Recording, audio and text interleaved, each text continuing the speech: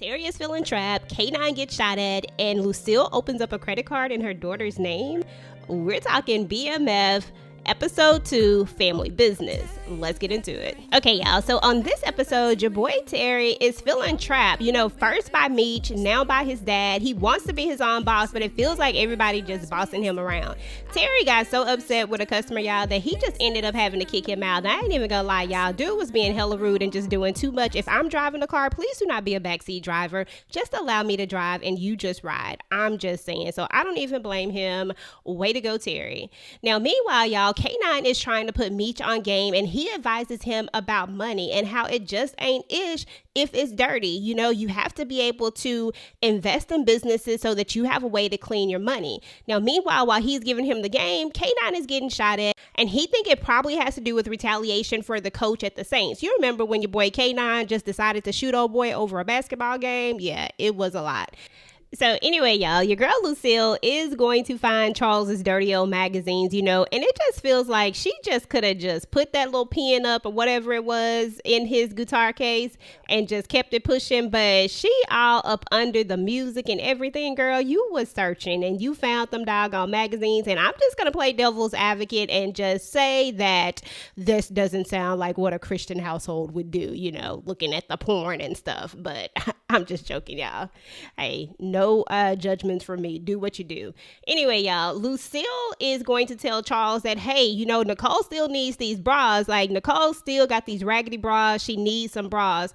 And he's like, look, just let the business get together. He trying to handle it. She just like, you know what? I'm just going to take care of it. I'm just going to do it. It feels like your girl Lucille is just tired of being tired. She's tired of being broke. She just wants to, finally feel free. So when they get to the mall, your girl Lucille is going to open up a credit card, and her and Nicole are just going to ball out. They're going to get them some new outfits so that they can go to this family reunion, or not really family reunion, this birthday party for her mom. And it just is what it is. I said, well, go ahead, Miss Lucille. I see you. So anyway, y'all, meanwhile, back at the house, Charles is giving Terry a whole speech, letting him know that, hey, you need to treat this business like a business. You can't be out here wearing these big old chains. You need to wear a suit. You need to treat this like the Christian-owned business that it is. And your boy Terry is just feeling very stuck once again. He feels like this isn't his business. Like, it's not even their business. Like, it's his dad's business is what it all boils down to. But I ain't even gonna lie. Charles is right about a few things as far as dress and as far as how he treats people. Now, I'm not saying that all customers are right, because we all know that some customers are just dead wrong, but he does need to treat it a little bit differently if he wants to attract the clientele that he's looking to attract. Okay, y'all, so Meech is actually going to end up going to the party as well, and Terry is hella suspicious because he's just like, look, you won't even come to family dinners, but yeah, you're going to go to a party in Cleveland. Like, look, you're up to something. And Meech just lets him know, like, look, grandma I'm her favorite, so yeah, I'm going. But at the same time, I'm gonna try to put James on as well. Now, James is their cousin, and of course Terry thinks that this is a bad idea, and here he is involving himself in BMF business, and Meech lets him know, like, look, this ain't got nothing to do with you, so it is what it is. Now, we are going to learn that B. Mickey is supposed to be bringing the product down once Meech has everything together and once he talks to his cousin James. Now, meanwhile, y'all, B. Mickey is being hounded by the detective, and he is like, look, you got your mama in this whack facility, you got all this drug money, and you can't even get her in a good facility. So it feels like the detective is now going to try to play on B. Mickey's mom. I mean, he's already used the tactic of blackmail with this whole gun situation, but B. Mickey doesn't seem fully in all the way. He tries to avoid him, but yet he needs to use another tactic. So of course he's going to come with the family situation now, and he's just like, look, I can get her into a better facility, and he just wants Meech at all costs. That's all he wants, is to get at Meech. Okay, y'all, so Terry is going to end up talking to Markeisha. He's trying to see how much it's going to cost to get another person added on to the insurance, and he's also stealing some brochures, y'all. I'm just like, Terry, why are you stealing these brochures? Seriously. But anyway, y'all, we are going to find out later that he's taking the brochures and then he's marking out the other person's company and putting his company. I mean, just being ghetto, Terry. But anyway, y'all, Markeisha helps him to understand that he needs to look for first class passengers. He needs to go to the airport. These are the type of customers that are going to tip better. and that he needs to, step his game up. So he's going to say something about snacks and stuff like that. And she's going to go with him to the store to help him pick out high class snacks so that he can impress his passengers as he takes this business to the next level. Now, he calls it a date. She says it is absolutely not a date. And I'm like, Terry, look, the girl is married. Come on now. You know this ain't a date.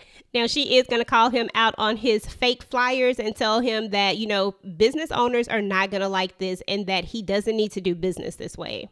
Okay, y'all. So meanwhile, Lucille and the family are going to make it to Cleveland to visit her mom. And she's going to be strutting out of this car like new money, y'all, because she getting out of Meech's Mercedes. And she just fronting for real, for real. Now, Meech is going to talk to James and he's going to tell him how to get to this money. He's going to break it down for him. And he's going to end up letting him meet his boy. And they're going to have a conversation, negotiate some terms. And there you go. They're going to try to do some business together. Now, back at the hospital, y'all, our boy Lamar is like a whole, I don't even know what to call him. Is he like an Incredible Hulk? I don't know exactly what it is, but I don't know how somebody gets shot in the gut like the way he got shot. I mean, he done got shot so many times at this point that is ridiculous. But how you get shot like this and still manage to choke out the police officer, still muster up all the strength to choke him out and kill him. So there you go. Your boy Lamar already got one body down.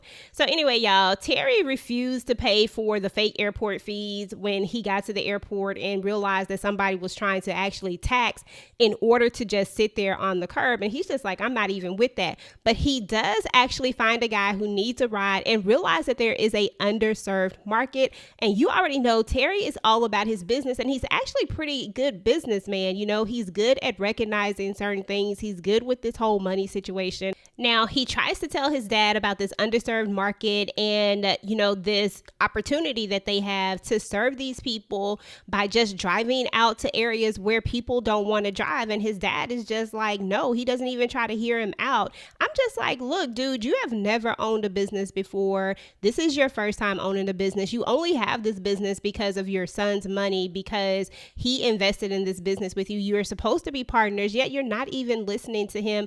And to be honest, Terry is pretty doggone good at this, and I just don't get it. Like, the dad is just really working my nerves, y'all. Now, your boy B. Mickey is definitely in full-on snitch mode, in my opinion. Now, he is going to give out some information. Now, the information is not going to be bad information per se. It's just that Meech is not actually going to be at this spot. He's not going to be up at this meetup. So that's why I feel like he's still trying to straddle the lines. He's still trying to give out information per se, tell the detective what he wants to hear, but he's not really trying to sell Meech out at the same time. But this isn't going to last for long. Like, this is only going to last for a little while. And I feel like your boy Big Mickey is playing a dangerous game. And at the end of the day, this is just not going to work out in his favor. Now, back to your boy Terry, because he is out here trying to start a whole revolt with the drivers. He's new school to this whole driving thing, but he's like, look, we got to stick together and we got to stop paying this dude for doing absolutely nothing. Now, he is also going to run into that guy whose brochures he was defacing, and he's just going to call him out on that. And I'm just like, see, Terry, all you had to do was just get your own flyers, bro.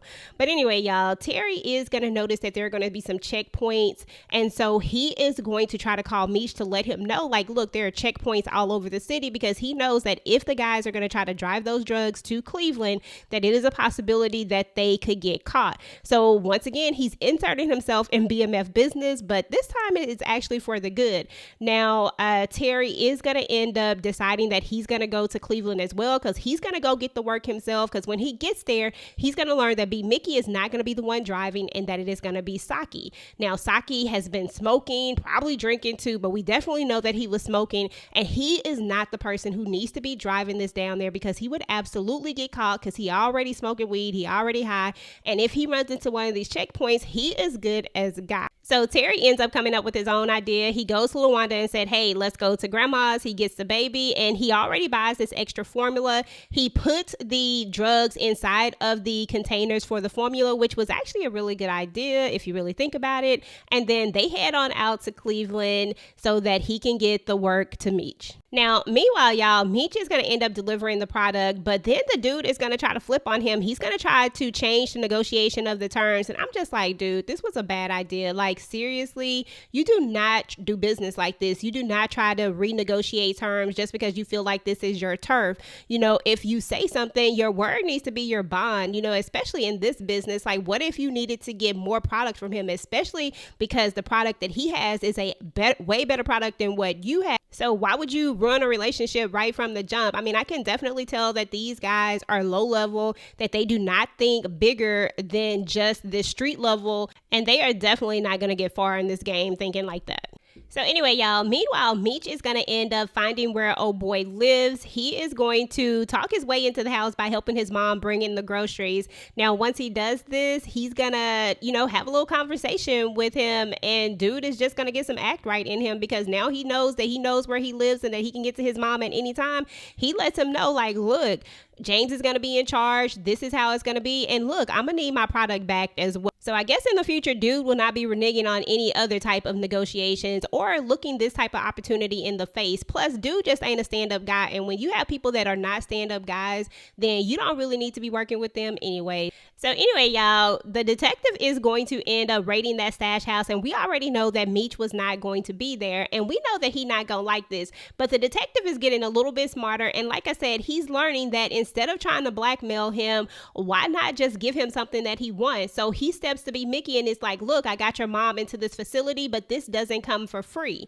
And B. Mickey's going to be like, ain't nobody ever done anything like this for me, especially not no cop. And I'm just thinking to myself, dude, he wants something from you. He's not doing this for you because he likes you, because he's your friend, because he just wants to help you out, because he's just this stand-up guy. He literally wants something from you. He wants you to flip on your homeboy. He wants you to flip on your day one. He wants you to flip on someone who you consider and says is your family. Like, that's what he wants you to do. So don't think that this is something that he's doing out of the kindness of his heart. Like he said, it does not come for free. So I am just baffled by B. Mickey's reaction to this whole situation. I get that his mom is sick. I completely understand that. And I get that he wants to see his mom in a better facility, but I just feel like this ain't the way. But it is what it is. So anyway, y'all, Meech is going to have a conversation with the fellas, and he's just like, look, we have to communicate, because B. Mickey dropped the ball. He didn't even show up like he was supposed to.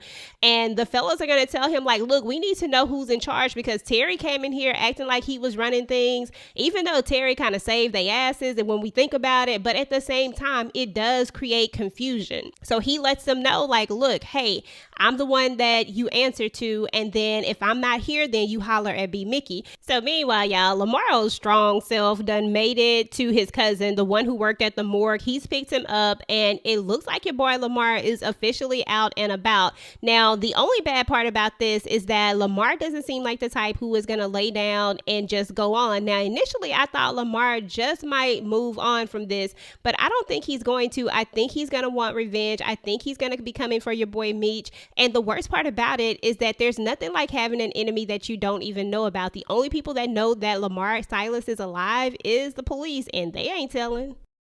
Okay, y'all. So meanwhile, back at the house, your boy Charles is about to bust Lucille about this whole nightgown situation, because, Lucille was trying on this nightgown and she's looking all nice. And I see Charles coming there and he all smiling. And I was like, okay, your boy Charles is finally about to get some, because y'all know what happened on the last episode. Your boy Charles was on a drought. And then he just all of a sudden busts her and is like, look, did you get this nightgown with this card that you opened up in Nicole's name? So turns out your girl Lucille actually opened up a credit card in Nicole's name, not even her name. So they were out there balling out on Nicole's dime, and he didn't like that, because he said, you're messing up Nicole's future. Now, we all know that this has happened, back in the day. There were a lot of parents who put stuff in their kids' name. I mean, people had light bills under their name when they was like 6. I'm just saying. But anyway, y'all, seriously, though, you can really see that these two are not going to make it. I mean, these two are definitely on the brink of breaking up. Their marriage is definitely in a hard place right now. And we all know that in the real story, these two don't actually stay together.